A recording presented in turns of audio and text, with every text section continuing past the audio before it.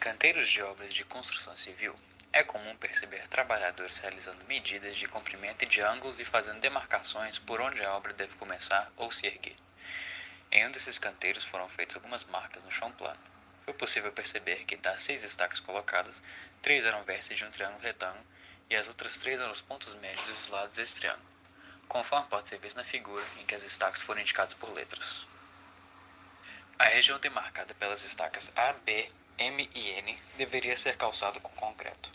Nessas condições, a área a ser calçada corresponde.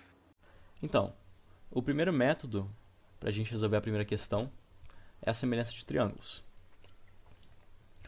Para fazer desse modo, você vai ter que trabalhar em cima do triângulo MNC, que no caso seria a área em branco da figura, e você vai ter que assumir valores, já que o exercício não te dá nenhuma medida. Então, eu fiz que o lado NC é igual a 1, e como o exercício fala que o ponto N é o ponto médio do lado AC, que no caso seria o lado maior, logo o lado AN, menor, também é igual a 1.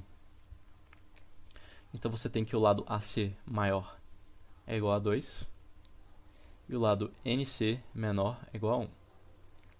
Aplicando a regra da proporcionalidade da semelhança de triângulos, a gente vai achar a constante K, que seria o lado maior, no caso AC, dividido pelo lado menor, NC. Então você acha que K é igual a 2. Porém, como o exercício quer saber as áreas, então você eleva esse valor ao quadrado, obtendo 4. No próximo passo, você soma a área a ser calçada com a área em branco, que no caso seria a área total da figura, né, o triângulo maior. Então, a área a ser calçada mais a área em branco, dividido pela área em branco, que no caso é a área menor. Isso tem que ser igual a 4. Então você passa esse A para lá multiplicando. Então você tem que AC mais A igual a 4A. Você passa esse A subtraindo para lá. Então você tem que AC é igual a 3. Então, através desse método, você chega à resposta letra E, que a área calçada seria o triplo da área em branco. O segundo método de resolução da primeira questão, que na minha opinião também é o mais fácil, é você simplesmente separar a figura maior em figuras menores. Então você pega o trapézio, que seria a área a ser calçada, e divide ele em 3 triângulos. Feito isso, basta você descobrir quais lados são iguais. E você faz isso por meio dos pontos médios que o exercício te deu. Então, o lado BM vai ser igual ao lado MC, o lado NC vai ser igual ao lado AN, o lado BP vai ser igual ao lado AP. Feita a identificação dos lados iguais externos, agora você parte para o lado interno da figura e você descobre que o lado AM é igual ao lado MC e o lado AP é igual ao lado MN e o lado PM é igual ao lado AN. Portanto, você chega em 4 triângulos iguais, porque todos têm 3 lados iguais. Então você percebe que a área a ser calçada, que seriam esses 3 triângulos aqui, é igual a 3 vezes a área da área em branco. Portanto, você também chega à alternativa E, que é a resposta da questão. O álcool hidratado, utilizado como combustível veicular, é obtido por meio da destilação fracionada de soluções aquosas geradas a partir da fermentação de biomassa. Durante a destilação, o teor de etanol da mistura é aumentado até o limite de 96% em massa.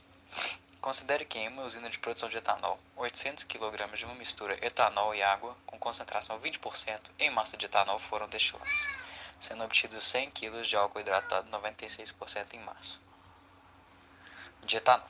A partir desses dados, é correto concluir que a destilação em questão gerou um resíduo com uma Ok. concentração de etanol Na em segunda massa. questão, você tem uma situação inicial que você tem uma mistura de 800 quilos, uma mistura de etanol e água, que vai ter 100 quilos dessa massa inicial destilados. Fala também que a concentração em massa de etanol dessa mistura inicial é de 20%.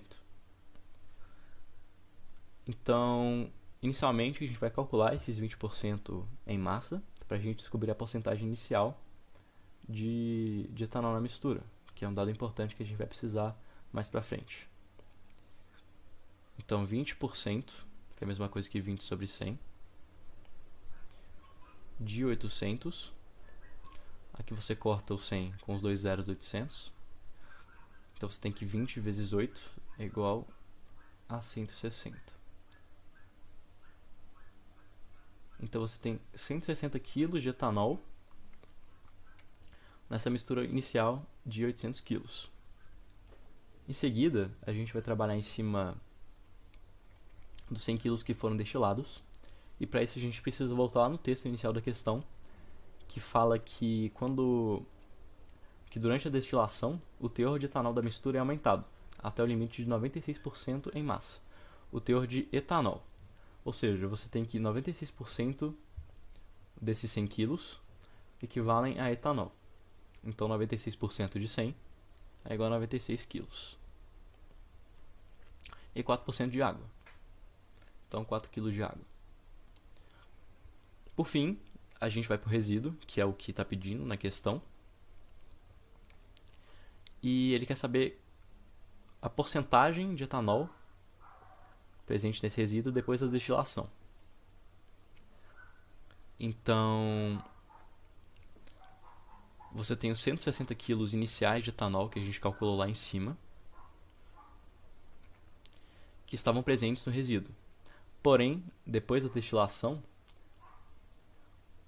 os 96 quilos presentes na parte destilada vão embora, né? Então 160 menos 96 é igual a 64 quilos de etanol restantes. Agora a gente vai transformar esse 64 em porcentagem. Então, como ele quer saber a porcentagem de 700, então você tem que 700 quilos equivalem a 100% do total. Agora trabalhando em cima do resíduo. Ou seja, 64 quilos valerão X%. Fazendo uma regra de 3 simples, a gente tem que 700x serão iguais a 64 mil. 64 mil não, 6.400, perdão. E x é igual a 6.400 dividido por 700. Cortando zeros, dá a mesma coisa que 64 dividido por 7. Então, obviamente não vai dar um número exato, mas a gente sabe que 63 dividido por 7 é igual a 9. Então, quando você aumenta 1, quer dizer que essa divisão, 64 por 7, vai dar 9, alguma coisa. E é só o que a gente precisa, né?